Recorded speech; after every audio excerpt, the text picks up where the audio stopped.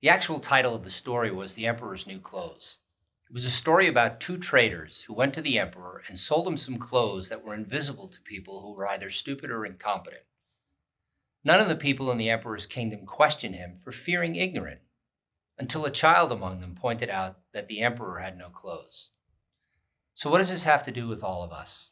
Well, since we started in the business, the perceived wisdom of the masses was that the financial advisor possessed unique experience, knowledge, and information that qualified them to manage the financial affairs of their clients.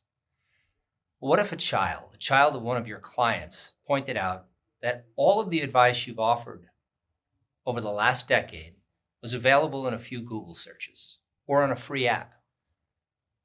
What if they told your clients that there's nothing special about the advice they receive from you, that they're not uneducated or incompetent, but that the emperor, their advisor, truly had no clothes? So why is this important and relevant right now? Because we're entering one of those periods in the market where several external events are converging together. The pandemic, where clients are worried about their health. They're worried about the election outcome, social unrest, volatile markets. And when clients are worried, everything is called into question. We cannot afford to presume that we're not being questioned right now, second guessed. We can all agree that improving our education is good for all of us and good for our clients, right? So ask yourself, what can I do more of? What can I do better? Or what can I do differently for my clients over the next 10 years? You may be questioning whether this applies to you at all, but the real question you need to ask yourself is, what do my clients think? What do they think of me? And how do they perceive my advice? If you remember a time you had in the business where you had a great idea of real value and it was absolutely brilliant, and you knew it, and you knew your clients appreciated the idea and they recognized the value of your advice. It all worked. You brought the idea to your clients and they really appreciated you. They appreciated your advice and they told others about it. You remember how great that felt? Well, imagine if you could recreate that feeling right now across your entire practice.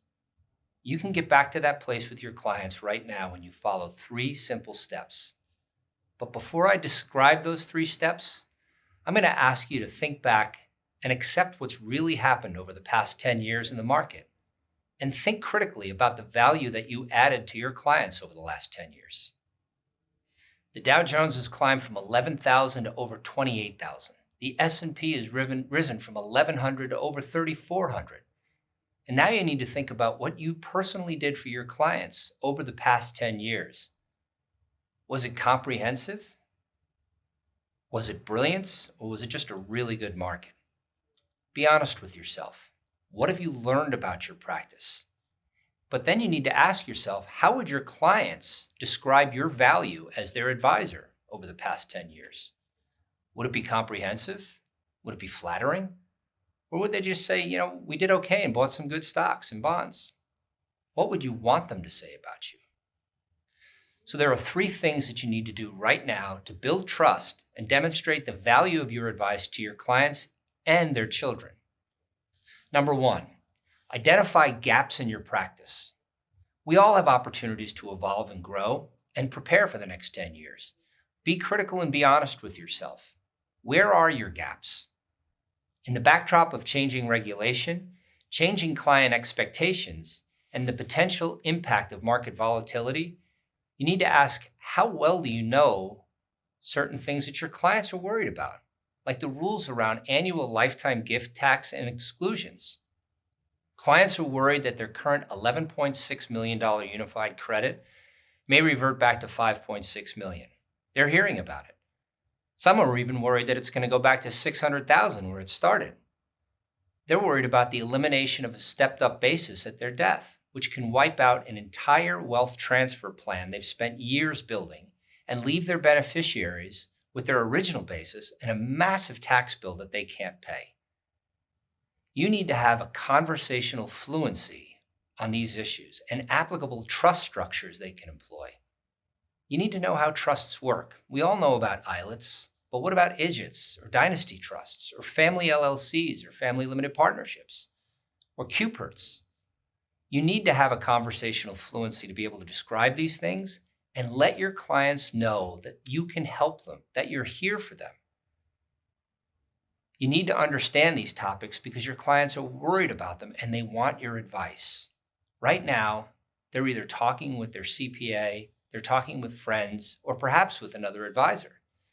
Most are losing sleep over these issues, and you need to have a conversation about them. The second thing you can do is educate yourself on tax planning. Know what your clients are worried about here. Ask them, or maybe even poll them with a survey. Ask whether they're worried about income taxes being raised on individuals earning more than $400,000. Are your business owners' clients worried about phasing out deductions or capital gains tax changes and what they're going to mean to them? You can add value here by making sure you have an expert available, one of your centers of influence, a CPA or an attorney who's a subject matter expert on these issues. And when you identify gaps in your service model, really understanding, do your clients know to ask you for advice on these things, you're going to benefit.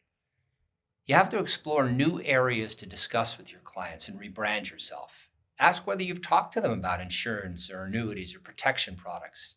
When was the last time you took a look at their plan or built a plan with them? Rebranding yourself now is important because this is the best time to let them know that you're worth every dollar they're paying you and more.